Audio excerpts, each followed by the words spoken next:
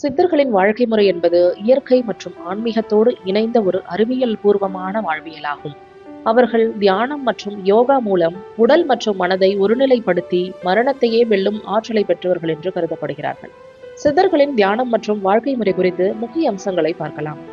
அஷ்டாங்க யோகம். சித்தர்கள் இமயம், நியமம், ஆசனம், பிராணாயாமம், பிரத்யாகாரம், தாரணை, தியானம் மற்றும் சமாதி ஆகிய 8 நிலைகளை கொண்ட அஷ்டாங்க யோகத்தை அறிந்தவர்கள். இந்த யோகத்தை பின்பற்றி முக்தியடைந்தவர்கள். இயற்கையோடு இணைந்த வாழ்வு. அவர்கள் நாடு, நகரம், மொழி மற்றும் இனங்களை கடந்து இயற்கையோடு இயற்கையான வாழ்க்கையை வாழ்ந்தவர்கள். உணவே மருந்து, மருந்தே உணவு என்ற தத்துவத்தின் அடிப்படையில் மூலிகை மருத்துவத்தில் சிறந்து விளங்கியவர்கள். வாசி யோகம். மூச்சு காற்றை கட்டுப்படுத்தும் வாசி யோகம் மூலம் உடலை பேணி பாதுகாத்து நீண்ட காலம் உயிர் வாழும் கலையை அவர்கள் கண்டுபிடித்தார்கள். மனக்கட்டுப்பாடு. சித்தர்கள் தியானத்தின் மூலம் புலன்களையும் புத்தியையும் அடக்கி மனதை ஒருநிலைப்படுத்தினர். இதன் மூலம் அவர்கள் எண் பெருஞ்சித்திகளை, அதாவது அஷ்டமா சித்திகளை அடைந்தார்கள்.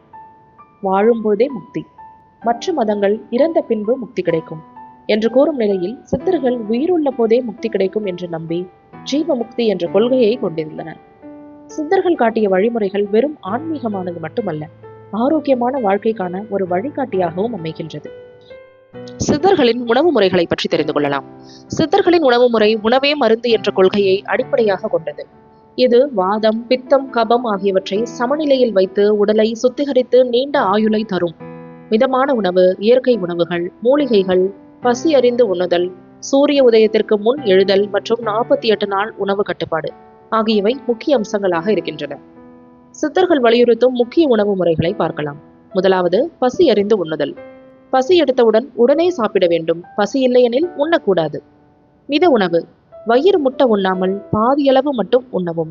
1/4 பங்கு தண்ணீரும் 1/4 பங்கு காற்றும் இருக்க வேண்டும் என்கிறார்கள். நீண்ட காலம் வாழ சித்தர்கள் வகுத்துள்ள உணவு பழக்க வழக்கங்கள் என்னென்ன? நீண்ட நாட்கள் ஆரோக்கியமாகவும் உடல் நலத்துடனும் வாழ வேண்டும் என்கிற எண்ணம் நம்மில் பலருக்கு உண்டு.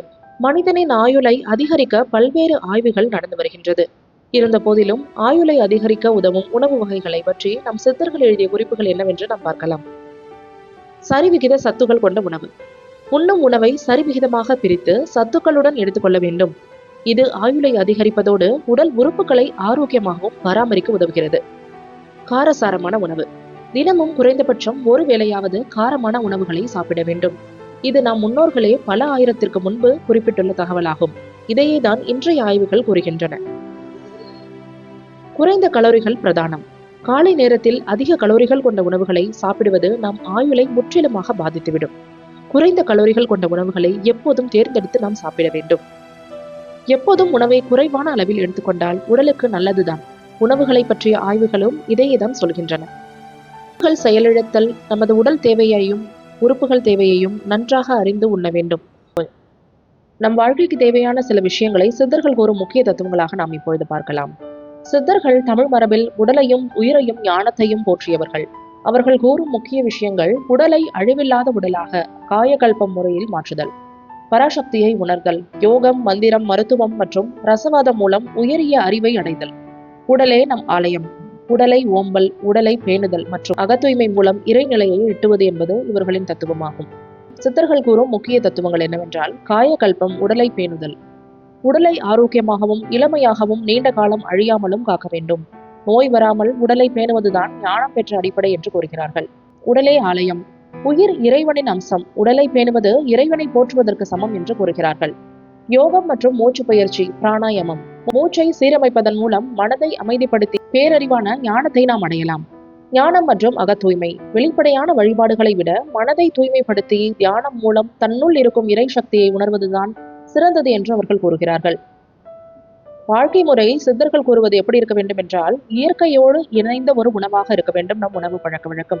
பத்தியம் மற்றும் மூலிகைகளை முறையாக பயன்படுத்தி நோயற்ற வாழ்வு வாழ வேண்டும் என்கிறார்கள். ஈகை மற்றும் அன்பு.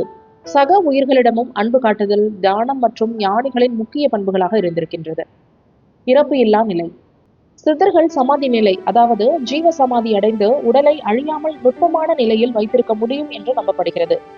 சுருக்கமாக சொன்னால், சித்தர்கள் உடலை அழியாமல் காத்து மனதை தூய்மைப்படுத்தி ஞானம் பெற்று இறைவனோடு கலப்பதே வாழ்வின் முக்கிய நோக்கம் என்று கூறுகிறார்கள்.